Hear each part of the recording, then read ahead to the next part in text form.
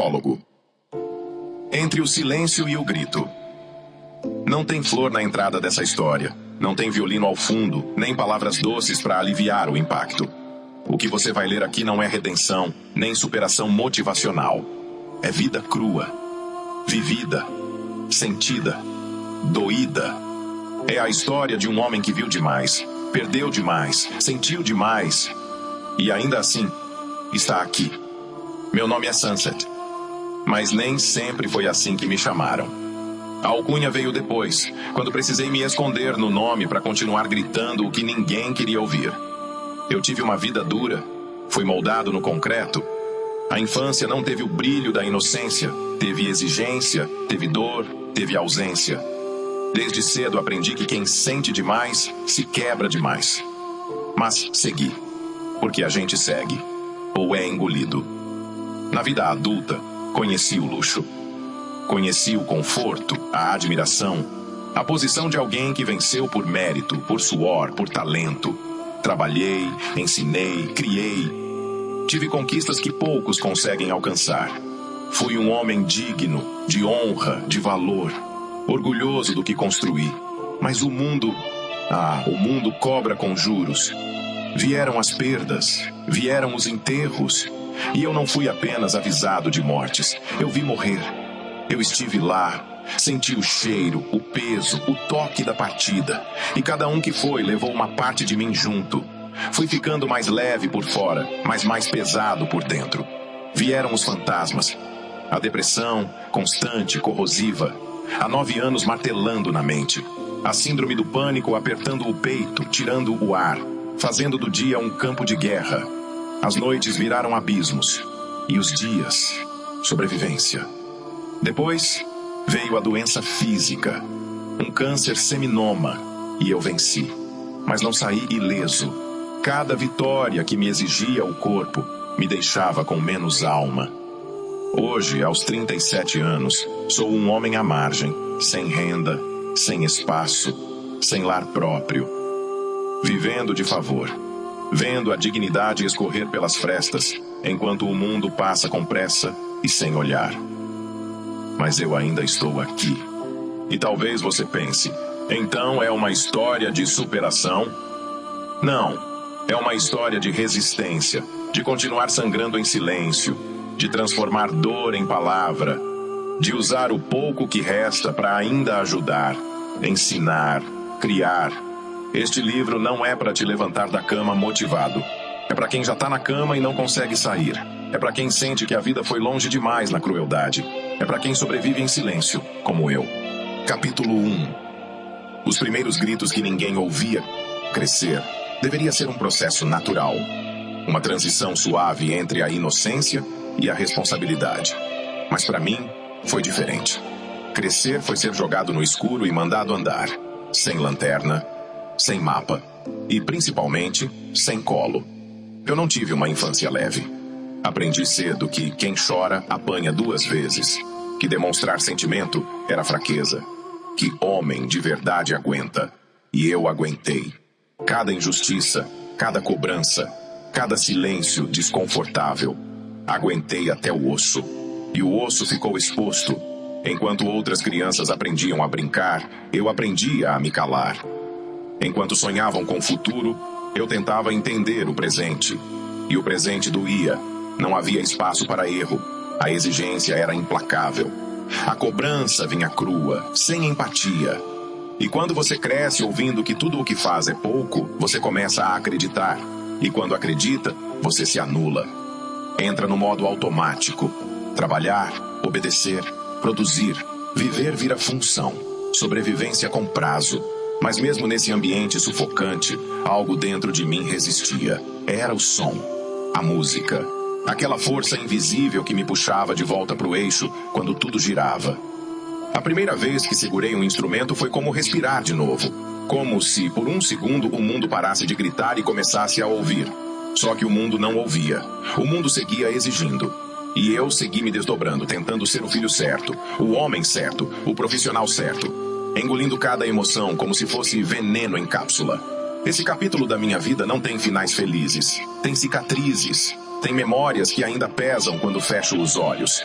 Tem vozes que ainda ecoam me dizendo: você não é bom o bastante. Mas tem também o início de tudo. Foi nesse caos que aprendi a escutar o som do mundo.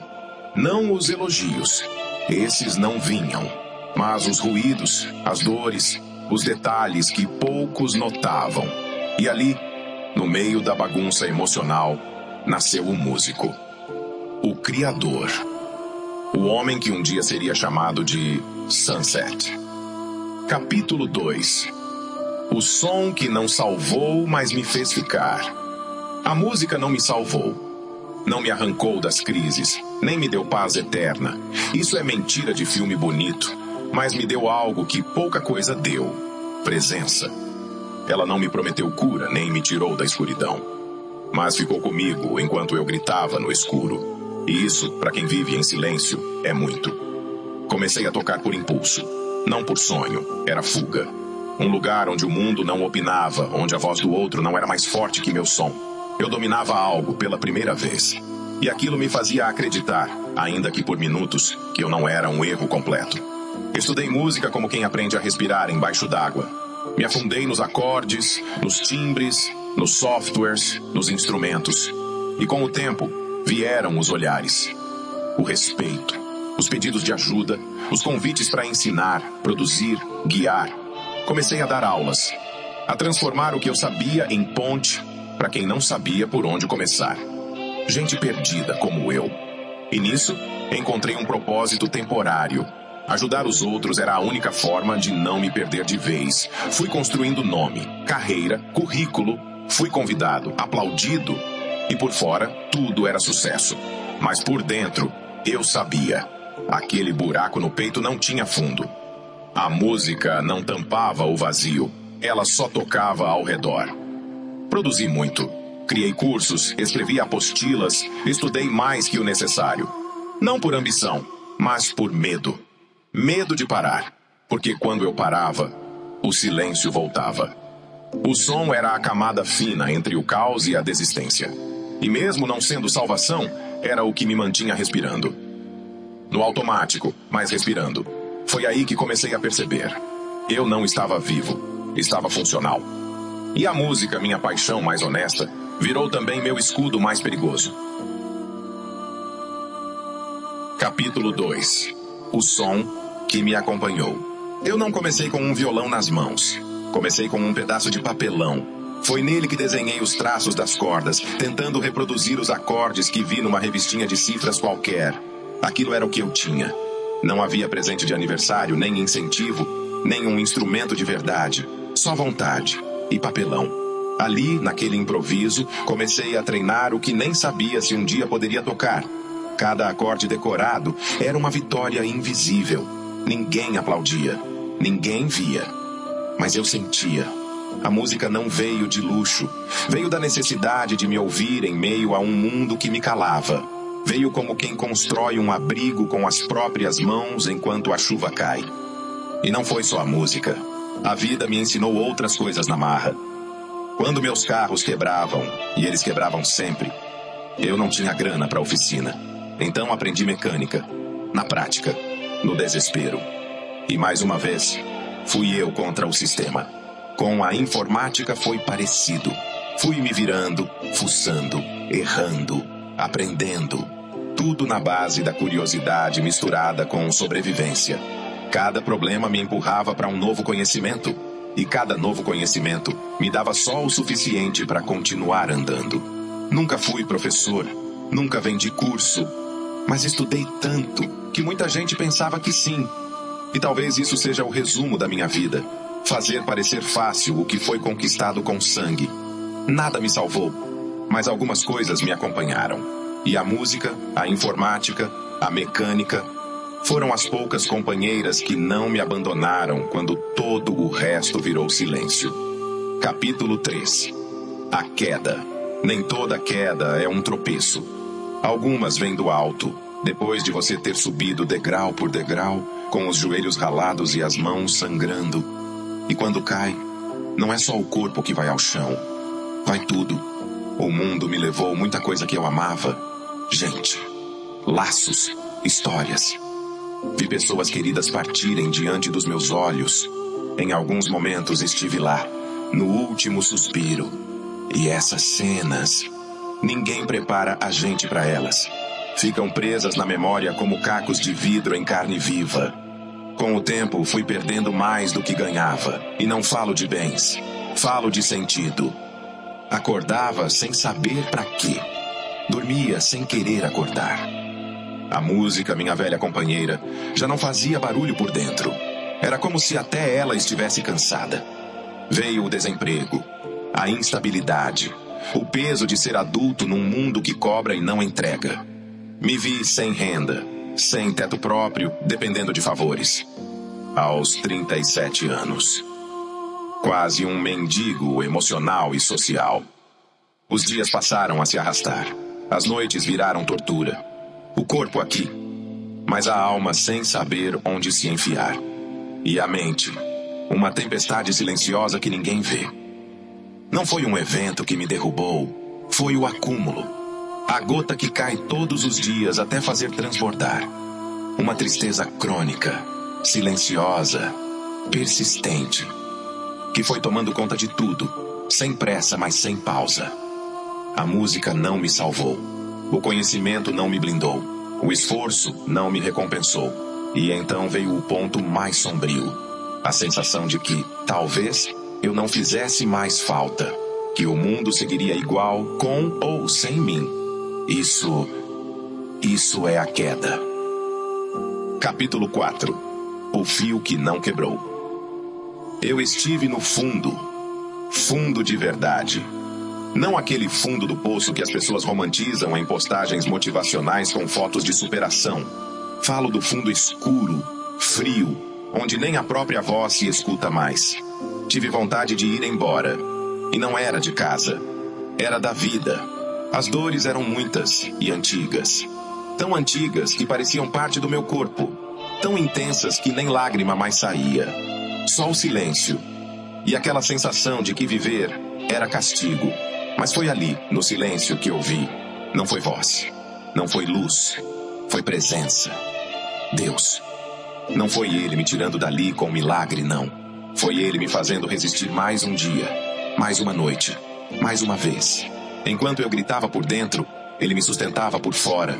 Enquanto eu dizia, não dá mais, Ele dizia, eu sei, mas estou aqui.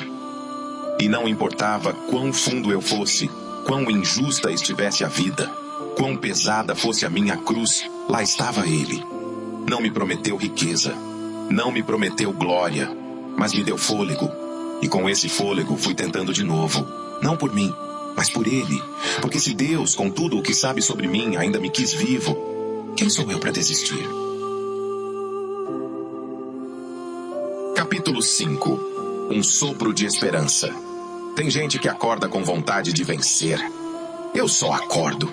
Tem dias em que o simples fato de abrir os olhos já parece uma derrota, não um recomeço. Levantar da cama é uma guerra. Tomar banho é outra. E continuar fingindo que está tudo bem. É o campo de batalha onde mais perco sangue. Choro, não na frente dos outros, não com barulho. Choro onde ninguém vê, dentro da mente, atrás dos olhos. A dor não foi embora. Ela só aprendeu a me acompanhar como sombra. E não, eu não estou forte. Não me recuperei. Não venci. A verdade? Às vezes só sobrevivo, mas por algum motivo que eu não entendo, continuo. Talvez seja fé. Talvez seja aquele sopro de esperança que ainda insiste em não se apagar, mesmo quando tudo parece querer apagá-lo. Talvez seja Deus, me carregando nos dias em que nem eu consigo me arrastar. Não estou aqui dizendo que vai melhorar. Não sei se vai. Só sei que ainda estou aqui. E por mais contraditório que pareça, isso é alguma coisa. É resistência, é vida, é dor, sim. Mas é também a prova de que ainda existe algo em mim que não desistiu por completo. É pouco, talvez, mas é o pouco que me mantém. Capítulo 6. O valor das coisas simples. Não é difícil me ajudar. Não precisa trazer soluções prontas, nem discursos prontos. Não quero frases de efeito, nem promessas vazias. Às vezes, tudo que eu preciso é de um olhar verdadeiro. Um sorriso sincero. Aquela mão nas costas que diz, tô aqui, sem abrir a boca. Ou simplesmente, a presença. Me machuca ver que tanta gente diz não ter tempo. Pra tudo. Mas passa minutos esperando o comercial da TV acabar ou deslizando o dedo no celular por horas. A verdade é que o problema nunca foi a falta de tempo. É a falta de vontade de ver o outro. Se tivessem parado só um minuto, se me olhassem de verdade, veriam o que me falta não é dinheiro, não é uma casa grande, não é a resposta para todos os meus problemas. O que me falta é carinho, em todas as formas possíveis, porque eu aguento a fome. Eu suporto o frio, eu enfrento o medo. Mas tem algo que ninguém deveria enfrentar sozinho: a ausência de afeto.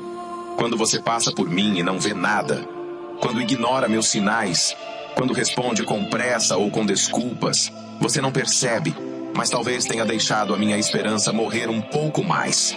E se ainda estou aqui, é por teimosia, ou quem sabe por Deus, que insiste em soprar um pouco de vida mesmo quando o mundo me sopra o contrário. Eu não peço muito, só o que há de mais simples, e por isso mesmo mais valioso. Um gesto, uma palavra, uma presença. É o suficiente para me manter em pé mais um dia. Capítulo 7. A solidão invisível. Existem dores que gritam. E existem dores que sussurram, tão baixo que só quem sente consegue ouvir. A minha é assim.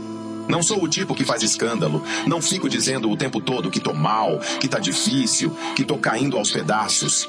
Porque aprendi que o mundo não tem tempo para isso. As pessoas escutam, mas não ouvem. Olham, mas não veem. E por isso sigo calado. Mas isso não quer dizer que estou bem. A solidão que carrego não é falta de gente, é falta de conexão, falta de alguém que realmente perceba. Não as palavras, mas o silêncio entre elas. Não a aparência, mas o que escapa nos olhos. Estar sozinho em casa é uma coisa. Estar sozinho no meio das pessoas, mesmo rodeado de vozes, é outra bem mais cruel. É se sentir invisível mesmo quando dizem seu nome. É sorrir por fora enquanto por dentro algo implora por ajuda. Já chorei perto de gente que amo e ninguém percebeu. Já pedi socorro com o olhar e ninguém entendeu.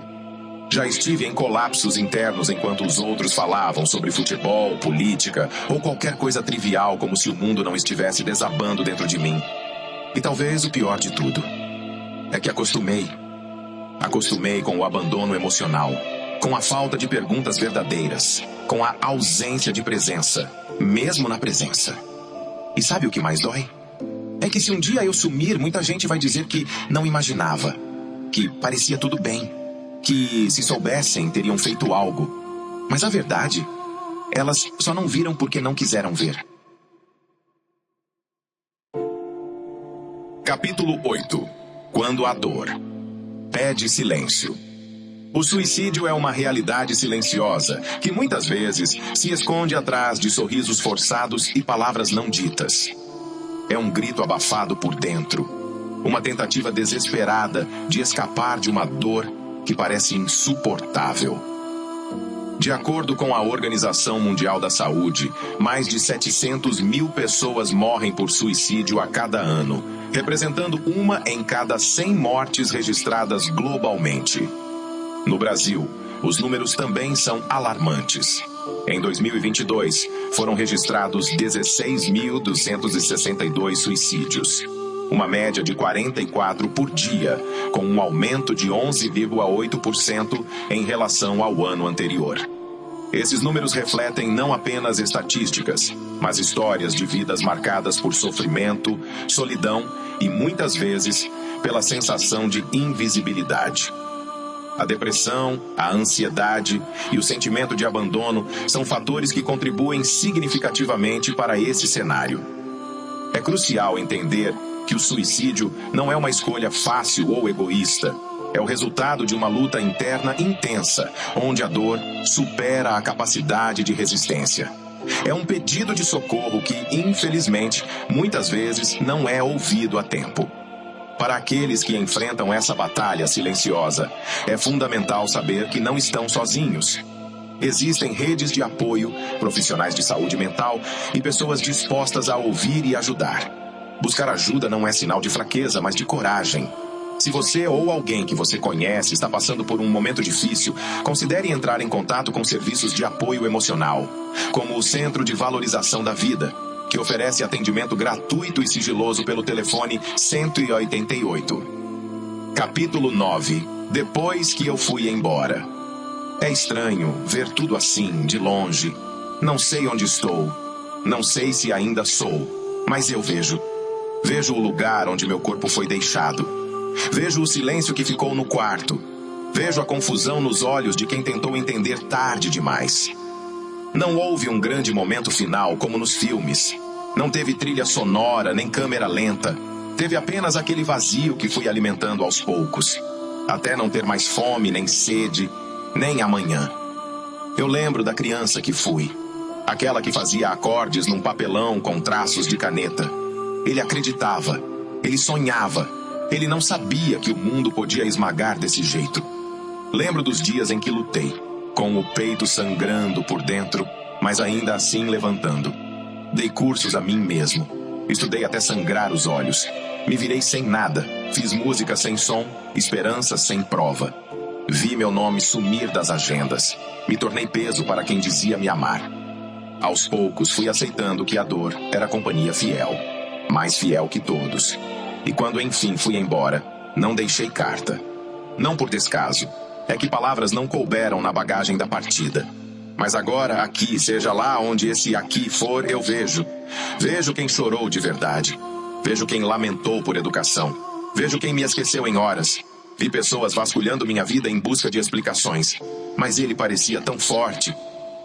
Mas ele dava risada. Mas ele sabia tanta coisa. Pois é. Eu sabia sim, sabia demais. Sabia que viver dói. Sabia que sentir tudo tão profundamente é um castigo disfarçado de dom. E mesmo assim, eu amei. Amei forte. Amei calado. Amei até os que nunca perceberam. A dor que eu sentia não era só minha. Era de todos que, como eu, não sabiam onde se encaixar. Era um pedido de socorro que ninguém ouvia. Era barulho dentro de um corpo que parecia quieto. Agora eu sigo. Para onde, não sei. Talvez haja paz. Talvez só silêncio. Mas ao menos agora não dói. Se você leu tudo isso, então talvez de alguma forma eu não tenha sumido por completo. Talvez eu viva em algum canto do seu pensamento, como um sussurro. E se um dia você sentir o mundo pesado demais, lembre de mim. Lembre que tentei com tudo o que tinha. E que até o fim, só queria um abraço inteiro. Adeus. Ou sei lá, até logo. Ricardo.